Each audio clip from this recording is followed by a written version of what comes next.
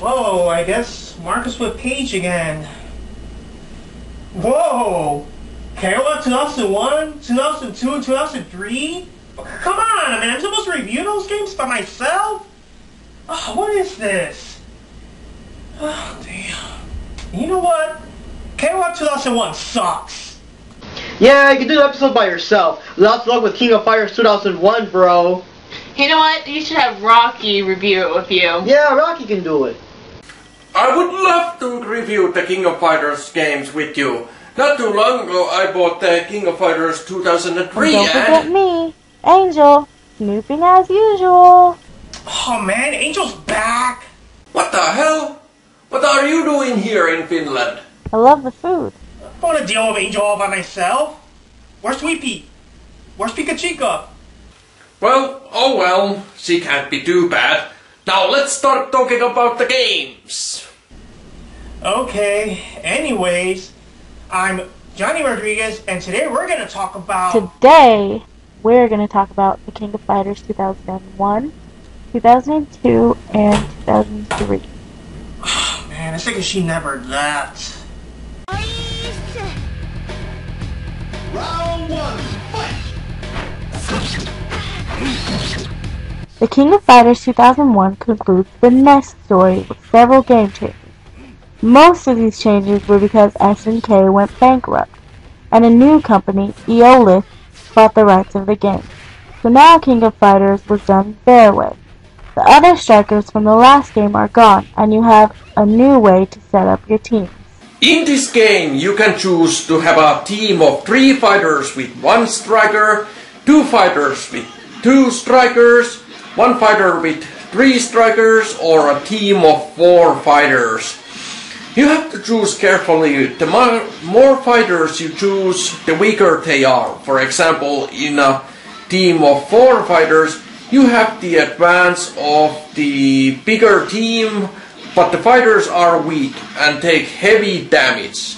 If you choose 1 fighter with 3 strikers, you have a disadvantage to having 1 fighter, but he will be strong and give heavy damage. This game takes place after the Zero Cannon wiped out Southtown in KOF 2000.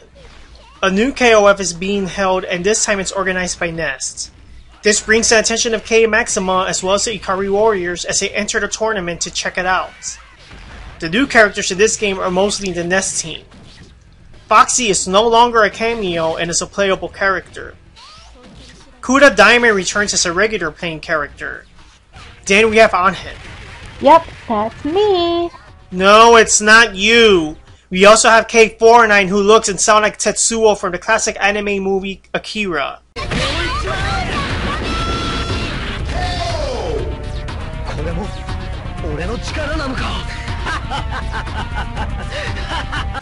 And finally, we have Mei, a new student for Kim Kakwan.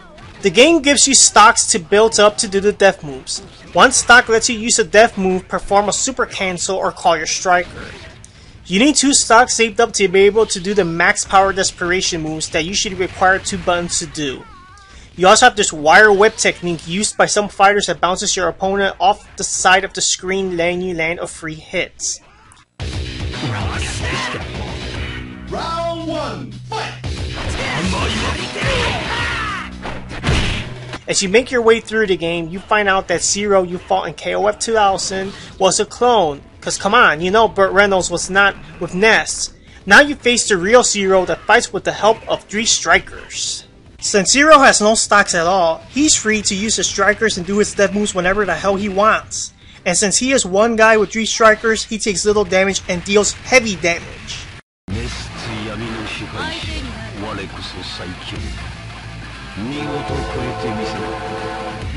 1, fight! After this, you fight a guy in charge of nests, Ignis. This guy wants to use the powers of the King of Fighters to become a god. And look at how cheesy this bastard is. Just look at this shit! Oh, come on! Another feature that the home version added was the ability to choose Zero strikers. Glucon, Chrysalid, and Ron as your own, and you can unlock them with the challenge modes. Of course, they are just strikers and not actual playable characters. This has got to be the most average KOF game in the series, and gameplay wise, it's just there. If it weren't for the new characters like K49, Angel, and Mei Li, all created by Aolif by the way, this is really a bland KOF game in general. One of the crappiest things about KOF 2001 is their crappy musical score. I mean, it just sounds awful. I mean, what's with their... I mean, really, Aolif, what were you guys thinking about? This is the type of music you hear in their character select screen music. Like.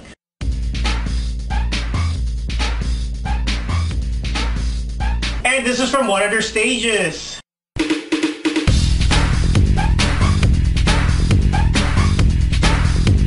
And this is from another one of their stages.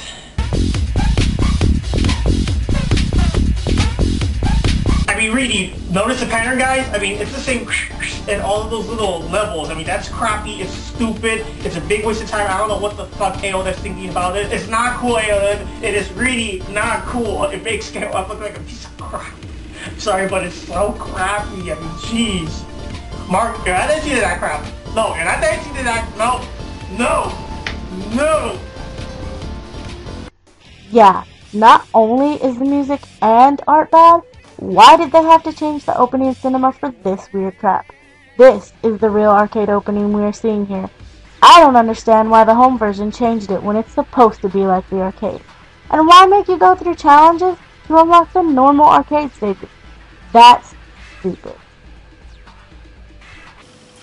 Well, what I think about King of Fighters 2001 is that it's one of my first experience for King of Fighters series, because my first King of Fighters series was the King of Fighters the Saga Continues, which has the King of Fighters 2000 and 2001 in it.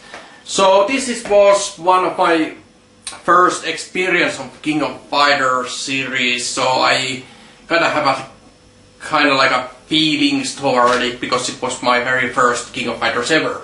I do like the striker system in it, so it's very fun.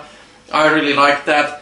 And it's also in overall quite good King of Fighters game what I have played on the series. I think it's one of my favorite ones also.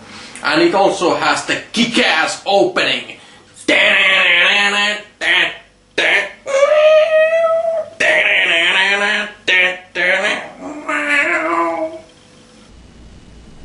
Wow, I guess Rakiarmas actually likes that game. I guess somebody actually likes that piece of crap little game. Anyways, let's talk about KOF 2002.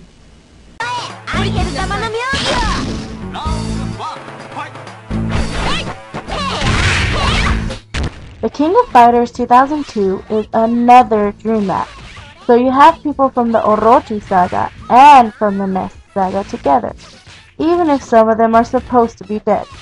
The game removes the teams of 4 and goes back to the classic teams of 3. Besides the classic teams of 3 of the older KOF games, this game brings even more desperation moves.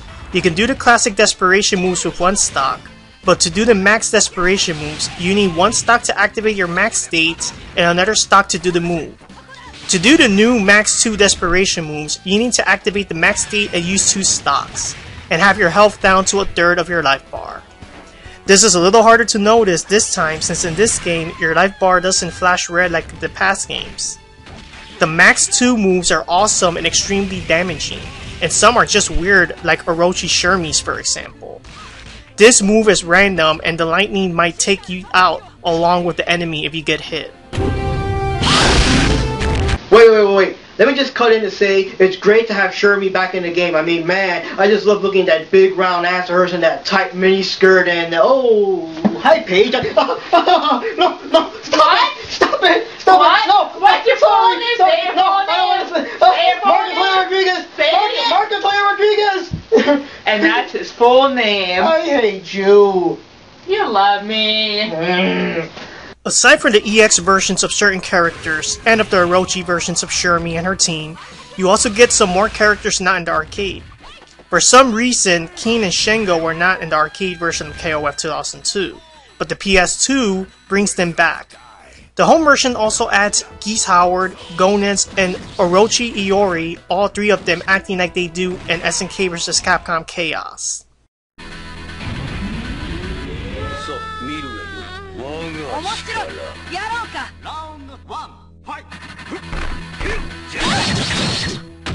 The final boss is your old friend Rugal, coming back to his good old cheesy self. I think this guy just lives for dream matches and random crossovers. Since this is a dream match and there's no real story or whatever, just kick his ass one more time. Later there was another version released on the PlayStation 2 and download for Xbox Live named King of Fighters 2002 Unlimited Match, but it never came to the American PS2. The game adds even more fighters from the past game like Foxy, Chrysalid, and the two Zeros from King of Fighters 2000 and 2001. The biggest change is replacing K9999 with a new character Nameless, since K999 looks like Tetsuo. This has got to be one of the best KOF games to date. I'm pretty surprised how well this turned out to be considering the AOLIF messed up 2001 in several aspects. This game has decent graphics, decent backgrounds, decent artwork. Some of the backgrounds they could have been worked out a little better, but for the most part, this is a top-notch KOF game. Well, my thoughts about King of Fighters 2002 is that it's an okay King of Fighters game, and I did enjoy playing it. What I truly miss is the striker system that isn't included in this game anymore.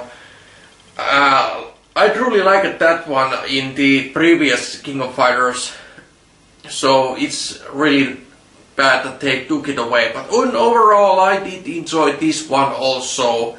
I didn't see anything really bad or something like that, so I really enjoyed it. This game is way better than the last one, and I especially love to kick ass with Angel. Can you smell what Angel is cooking? No, really.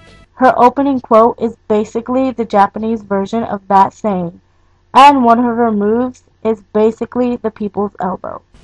Okay, so let's talk about KOF 2003, which, a quick note, in Japan these games were sold separately, while in the States these were like released as a 2-in-1 deal. So in Japan and in Finland, you actually get a better deal because, you know, if you have a cool game like KOF 2000, you're not forced to be stuck with that piece of shit poor excuse of a game like KOF 2001, which has the most horrible musical score, crappy graphics, it looks grainy, the game looks generic, it looks like crap, it's like, what the fuck is this, it's not KOF, it's like, well, anyways, let's talk about KOF 2003, shall we? Ready, go! The King of Fighters 2003 changes the gameplay completely to make things fresh after so many sequels. You have teams of 3, but this time you can tag in and out between them like the Marvel vs. Capcom game. This makes the fight basically one long round, and it makes the game feel a lot more fast-paced. This game starts a new saga involving a new bunch of bad guys called Those from Distant Past. They want to awaken the Orochi power again for their own evil purposes. With a new story comes a lot of new characters. First, you have Ash Crimson that uses green flames. You also have the fist fighter Shen Wu and the mysterious Duo Long, as well as Madden, a girl that fights with concealed weapons. The game also brings in Tisak and Gato from the Mark of the Wolves game. Aside from the normal desperation moves, this game now adds the leader DM. When you pick your team, the first character you choose is the team leader, so he or she will be the only one able to use the leader DM. This means you have to choose wisely since the other two team members can't use these super moves. There are two bosses in this game and they depend on how you play the game. In the game you face Kusanagi, a fake hero created by Chisuru's Yatamura. If you defeat him without using a special move, you face Edelheid. Edelheid is the son of Rugal, but instead of wanting revenge for his father's death or some evil plan, he just wants a good fight, as his sister Rose watches on. If you defeat Kusanagi with a desperation move, you move on to the real story. First, you fight it out against a team of Chizuru and her sister Maki. Maki died long ago and was created by Chizuru's mirror. Let it go! After you defeat them, you face the real boss, Mukai. He can control stone and even turn your character into stone and has the classic DM that most KOF bosses have that covers the entire screen. However, even if you defeat Mukai, he's not the real boss of those from the distant past. That remains to be seen in the following games. The game is very awesome, especially after so many sequels with the same graphics. It's good to see some of the newer Mark of the Wolves characters in it as well. Too bad Angel is no longer in it. Can't win them all. 2003 is another great KOF game, and it's very nice to see that SNK and Playmore's finally back in town instead of Aeolid taking over the franchise. It does take time getting used to the new tag gameplay mechanics, and it is very fast-paced compared to KOF 2002. The graphics are awesome and a lot of details are put into the fighting stages. The music is kinda weird and it does take time getting used to it, but with all the action it has, it doesn't bother at all. In total, it's another great fighting game.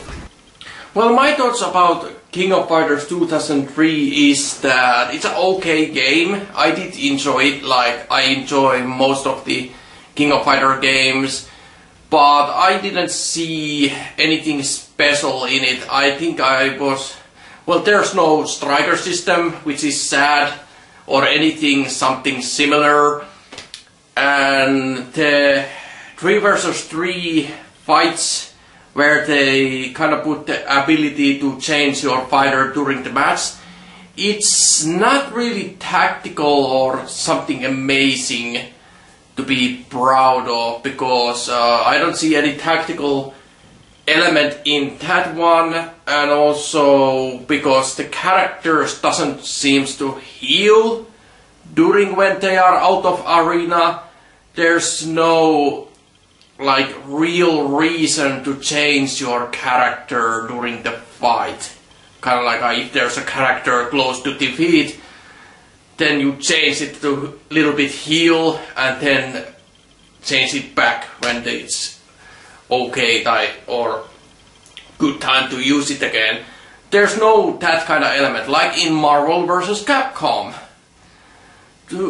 That's kind of like a sad thing about that one, but in overall, King of Fighters 2003 was okay game as a fighting game and as a King of Fighters game. Well, that's a wrap, guys. That's the end of this episode of Video Game Masters. I'm Johnny Rodriguez. And I am Rakiarmas. And I'm Angel. Snooping as usual. Thanks for watching and see you next time.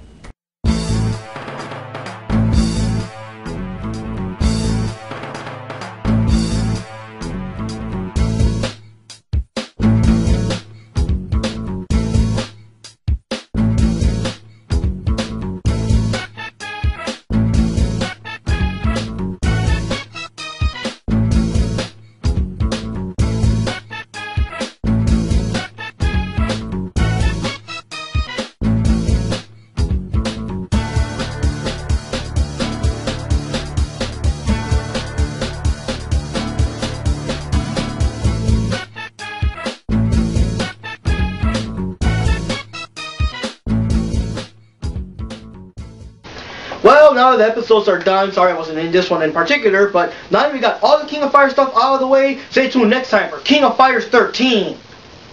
What he said.